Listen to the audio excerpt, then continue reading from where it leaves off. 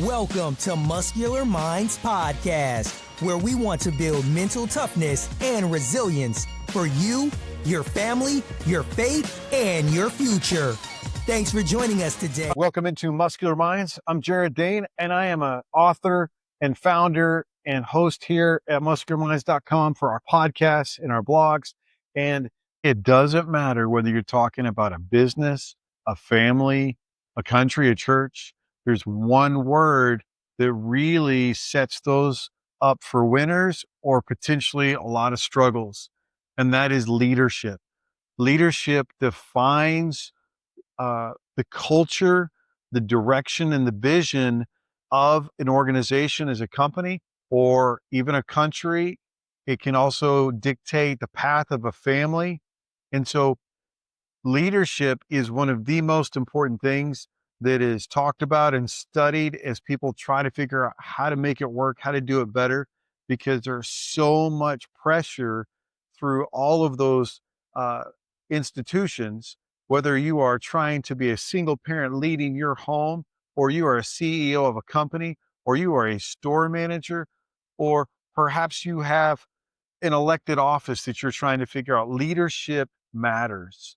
And so the culture that we create, the vision that we cast, and the ability to get people to jump on board with this, whether it's a coach trying to push his team over the hump for a playoff win, it matters how you lead, and those that do it well and those that are not able to do it.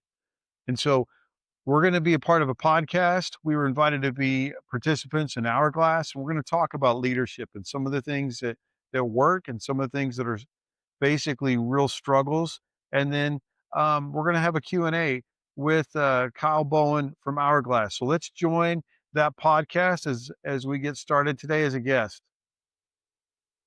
Welcome to the Hourglass Leadership Podcast, where we talk about how to lead, care for, and grow your team. Today, I have the immense pleasure of being joined by Jared Benedict, the founder of Muscular Minds. Jared is a mental health coach, consultant, speaker, and author. He's written his own book called Muscular Minds. So, Jared, can you just in a nutshell kind of describe your work, what you do, your passion behind it? Because I know you have a lot of big whys behind what you do. Sure.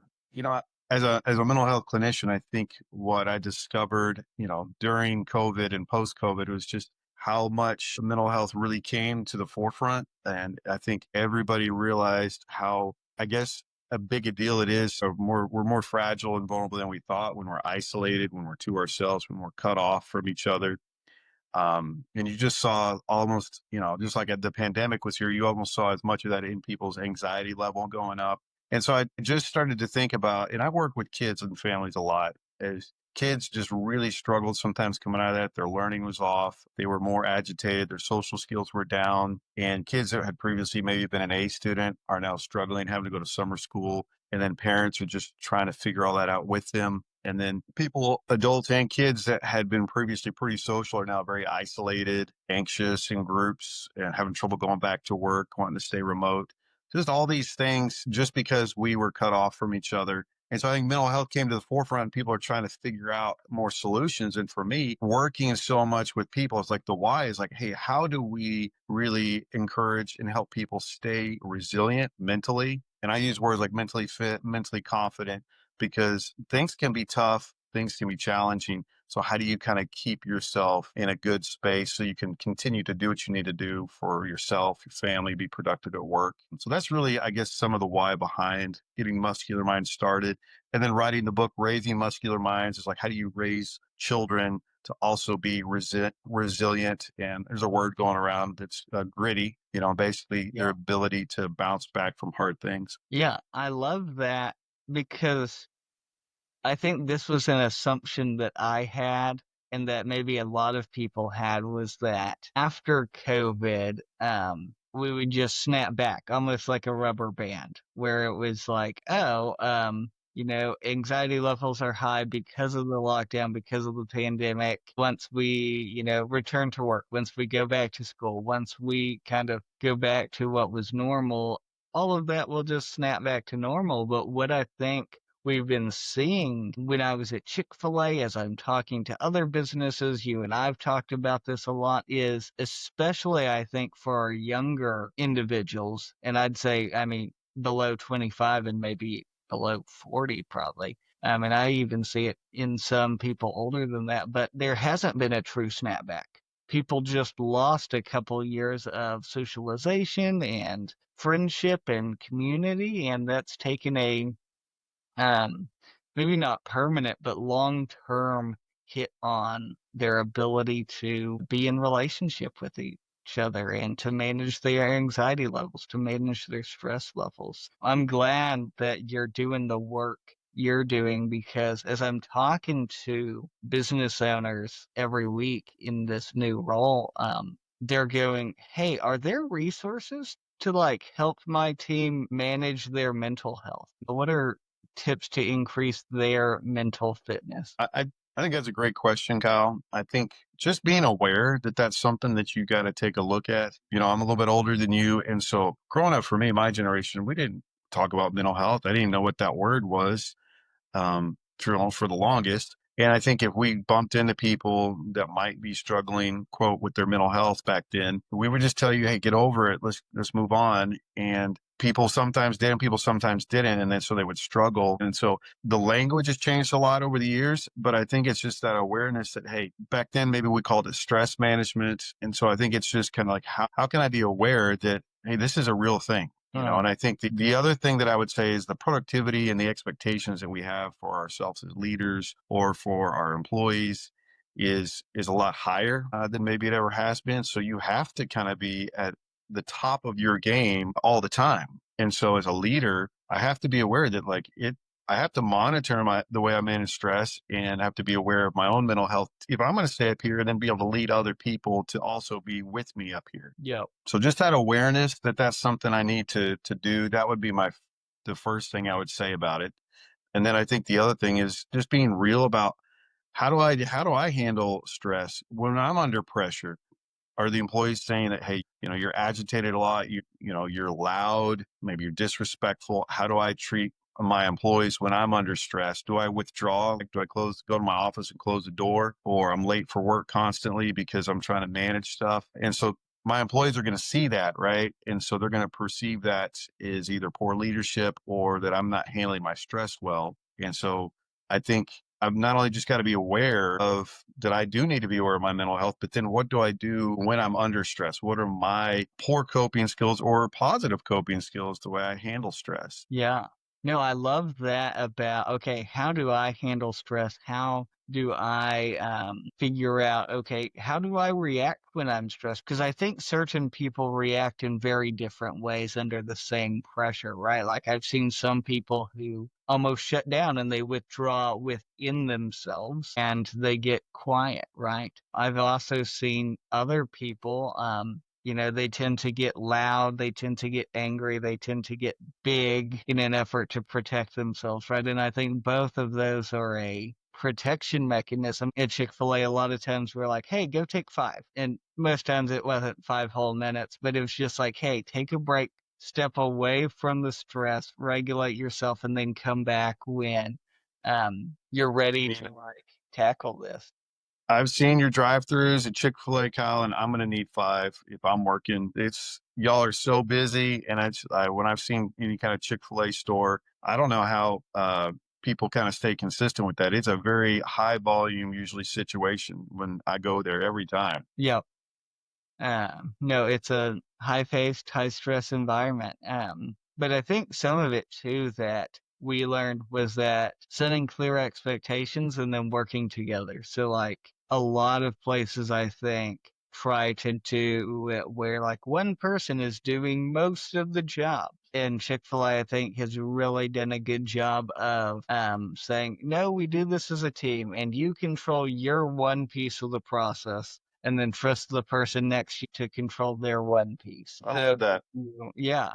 If you like look out at the drive-through and think, I'm responsible for all of this, it's easy to get overwhelmed. But like if you need help, come find me. But like you're in charge, make your calls. I trust you and empower them. So it's not you don't feel that whole burden on yourself. I like that, Colin. And one of the things that you said about team is really important. I think if we're talking about being resilient, confident, fit in our minds, I think being a part of a team is really important. And so if I'm working in a place where I feel like we're kind of, it's kind of like tattling on each other to the boss, or, you can't trust your coworker, or this person's kind of slacking off, or this person's, looking to kind of get me in trouble.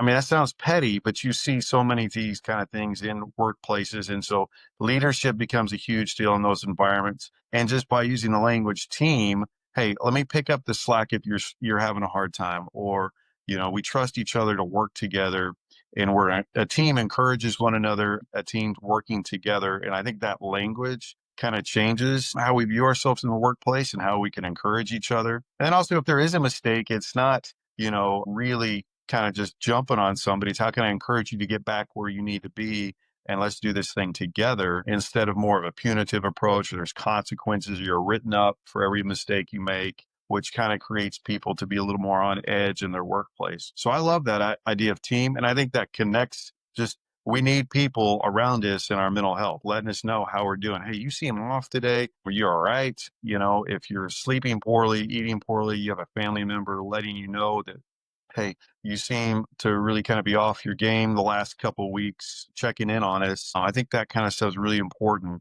because being isolated, withdrawn, I think just kind of creates problems, not only at work, obviously, but also in our mental health and mental fitness. Yep. No, and I like two things that you said there. The first was, how do you respond as a leader when things go wrong? So do you immediately jump to um, write-ups, yelling, kind of that fear intimidation model, which has a small place in leadership. But I also think, okay, if that's your only tool, right? If your only tool is a hammer, everything starts looking like a nail. But adding other tools to your tool belt, like coaching, like encouragement, like teaching, where you're able to respond effectively and more calmly. If I'm thinking from a mentally confident, fit standpoint, how do I be at a place where, like, put me in, coach, every day? I mean, that's obviously what you want to hear as an employer, as a boss. And we may have employees that have, their days are 50% like that, and we'd like to see more. So it's kind of like, but I think you make a good point. If I'm checking on my employees, if I'm kind of adjusting if they need it, maybe they had a difficult family crisis and they're not able to give me 110% that day. Do I have a spot where they can still contribute and be helpful? And some of us others can do that.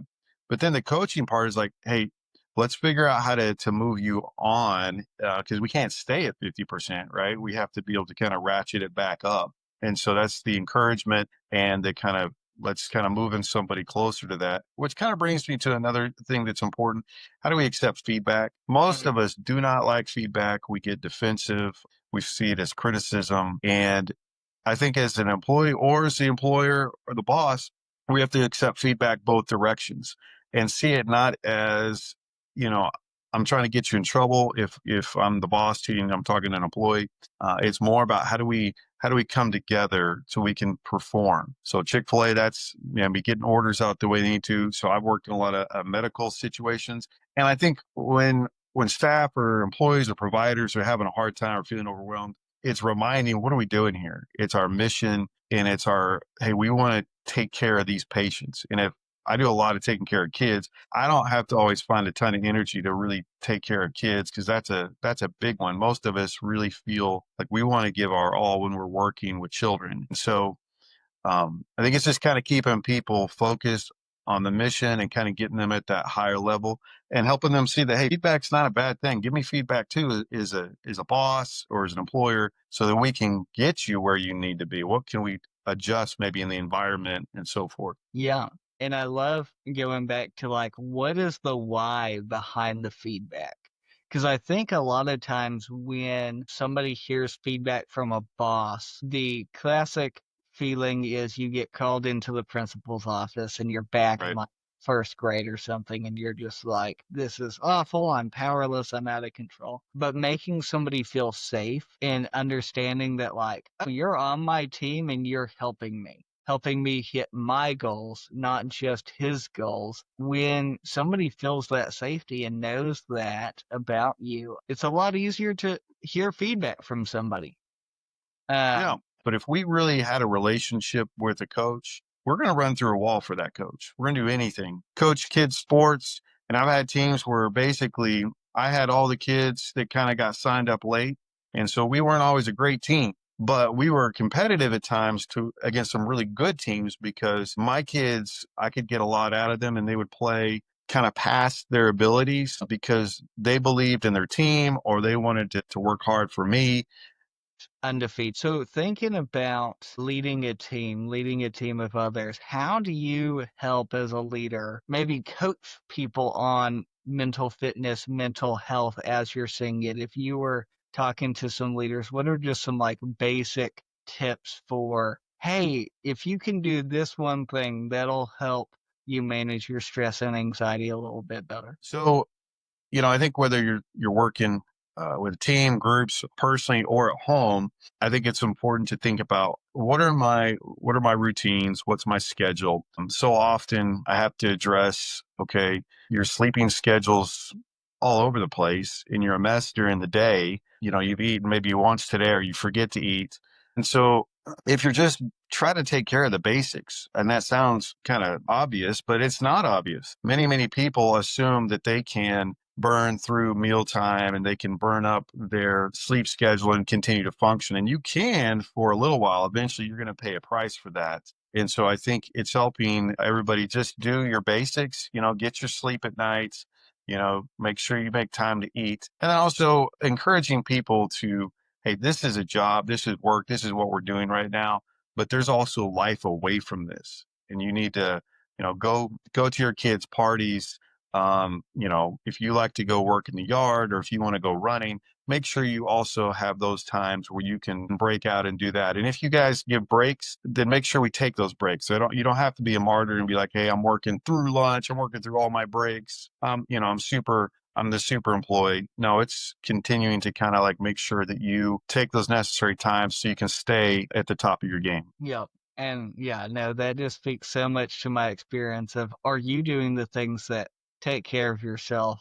Because we'd have people roll in on 3 hours of sleep, drink a Monster or a Celsius or something to pump up their system, and they're doing great for a little bit, and then stress comes. Crash. And you've got the crash coming, you've got stress when their heart is already faster because of all the caffeine and stuff that's pumping into their system, and their body's just kind of going in shock almost because it doesn't know what is happening, right? And so I think figuring out, okay, how do I take care of myself where um I'm not needing an energy drink, or B, if I'm taking this, my system isn't completely freaking out. But just finding, yeah, it's amazing that it's like, no, get some good sleep, eat some good food, drink water, like the basic things that help us be healthier humans, help our system not freak out when we're stressed. And I think another one that we have to talk about is just how do we handle our screen time? Those little devices in our hands are the things that we're watching at night. And so many people, the reason they're not getting sleep is, hey, I'm on that third episode of Netflix, or I'm kind of got lost in TikTok or Reels, and I'm just looking at those, and one connects to another. And pretty soon I've done this for 2 hours and it's 2 a.m. And so, or you have your notifications on pinging all night, so you can kind of keep up with whatever you're interested in. And then adults as well as kids are having some pretty poor outcomes because of the screen time. And then also at work, you have employees that they know better. They know they don't need to be being on their phone and doing stuff, but they are. And then they get mad if they're corrected about it. And it's kind of like a kid trying to sneak their phone in at school because they don't want to do the work. So I'm going to watch this video, and then they get frustrated when they're having to do work. And so I just think we got to be honest that the screens can be a distraction and they can be an interruption. And we kind of have to have that boundary. Okay, it's great to have the phone, but sometimes I need to put it down at night. And when I'm at work, I got to put it down so I can be on my job, and I'll check it at my break to see if there's any messages, but I don't need to be kind of tethered to it all the time. It's not a limb, it's not my arm, so I can put it down and it's going to be okay. Yep. Now, the last few nights I've been reading at night, because I'm reading this big series and I'm just trying to knock that out every night.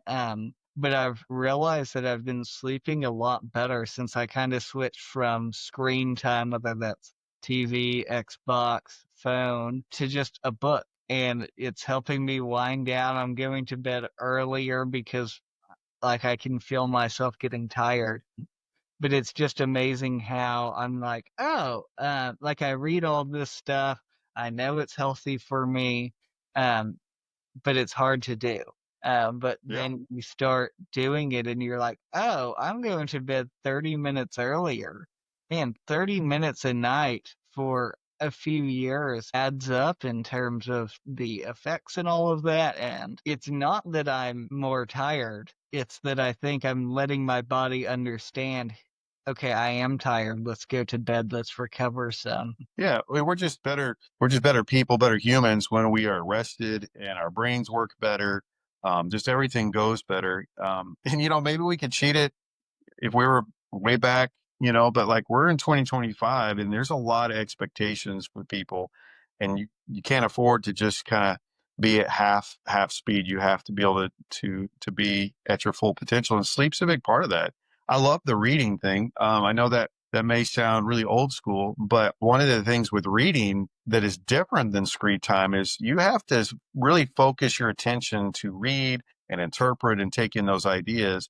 And screen time is more taking my attention from me versus me kind of focusing and giving it to like what I'm doing when I'm reading a book. And it tends to help people relax and go to sleep quicker because it's a different activity than just watching something or letting it take your attention from you. Stimulate your brain, that kind of stuff. Definitely. And I think as we're talking, I'm thinking like right now we've been talking so much about helping your team understand this. But one thing I really appreciated with your book, Raising Muscular Minds, was that you were also talking about, okay, how do I instill these good values, values like rest, values like taking care of yourself into your kids? And so as somebody who is a parenting expert, as somebody who has really studied this well, how do you help your kids choose rest? How do you help your kids not become addicted to their phones? How do you help your kids find and live out the values that you want to embody? It really starts at ground zero. You have to have real conversations about what you even want to be important to your kid. And when they're small, they instinctively kind of mimic and imprint and do things that you do. So if it is important to you, then you need to be doing it and talking about it and living it out, modeling it when they're young. You see a lot of kids that have similar jobs or enjoy the same kind of sports, or there's a lot of things that happen as kids grow up because they're kind of following in their parents' footsteps, so to speak. So if things are important to you, they're probably going to be important to your children. So I think modeling is a big part of that. And then also you have to, once you've kind of taught your kids and kind of showed them what's important, you kind of have to give them space to see how they interpret it. I mean, I had a conversation with my kids before, like, hey, I don't know. I know what it looks like for me right now, but I don't know what it looks like for somebody who's 15 in 2025 as far as living out that value. Yeah. And so I think that's the other thing is they're going to take our value set and they're going to apply it to their generation and their time. And that's actually really cool to watch. It's really impressive to see. And a lot of times they may even do it better than us because they will do it in their own way that is kind of maybe different than we imagine, but it's also can be very impressive as well. So I think that's a big part of it. And I think the other thing I would say about it, you don't do it by yourself. I mean, you can say parenting expert, and I teach this stuff all the time, but if you raise kids, it's kind of a wild card sometimes as far as how things are going to play out. And it's a huge anxiety thing for parents. That's why you have to have people around you. It's the whole village thing. Who else do you want around your kid, influencing your kid? And we absolutely can point to coaches and teachers and church leaders and people that have other parents that have really helped influence our kids, because I think if it was just up to us, it's probably not going to go as well, which is it goes back to what we've been talking about, that it's a team effort, whether you're at work or at home. You need a team helping you kind of get down the road, whether that's me trying to raise my kid or kind of get my work business off the ground or trying to help my store get to the next level. It's definitely a group effort, and we have to have other people helping us push that direction. Yeah, no, I love that. That it's a team effort, that it's a village.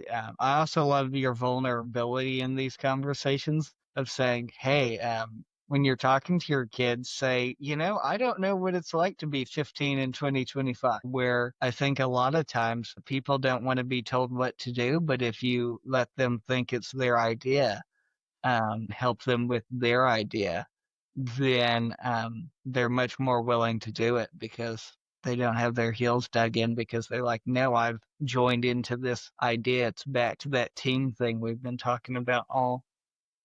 I love what you're saying. I think a really good manager can figure out ways to kind of do that psychology to help people feel like it's their idea and working with them. I think it would be awesome if we can also help our employees and our families and to help them see that, hey, it's a good thing to look at people that are in front of us in life experience, or they're older or they have more wisdom, that should be something that you want from somebody, because one day you're going to be the one that's perhaps in charge. And so it would be good to get some wisdom, feedback, some how-tos from people that are out in front of you that have that life experience. And instead of just assuming, I don't want to be told what to do, I have all the answers myself. And I think it's kind of helping have a culture that I want to hear what I can do to do better. What's something that feedback I can get that really kind of helps me be the best I can be. And when people do that, they usually avoid more pitfalls. They avoid more they're not in the minefield all the time, because they're learning. They're learning not just from their own mistakes, but they're learning from other people's mistakes, because they're accepting wisdom and life experience from other people that are in front of them. Yeah.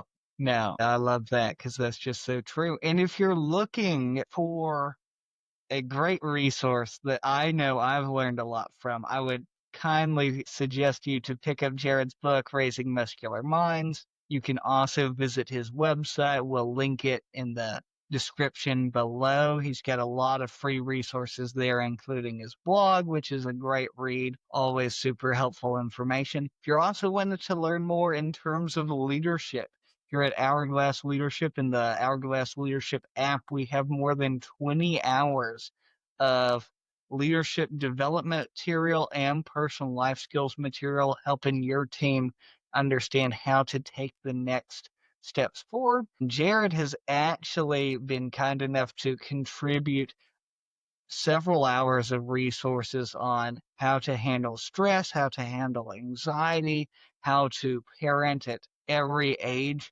level based on his research and experience and working with other parents and counselors. And there's just a wealth of material there. And so, like Jared said, it takes a village while I'm talking to you. So thank you so much for willing to be on our podcast. Kyle, I appreciate your time today. And thanks for letting me come by. Thanks for joining Muscular Minds today, where strength isn't measured by how much you lift, but who you lift up.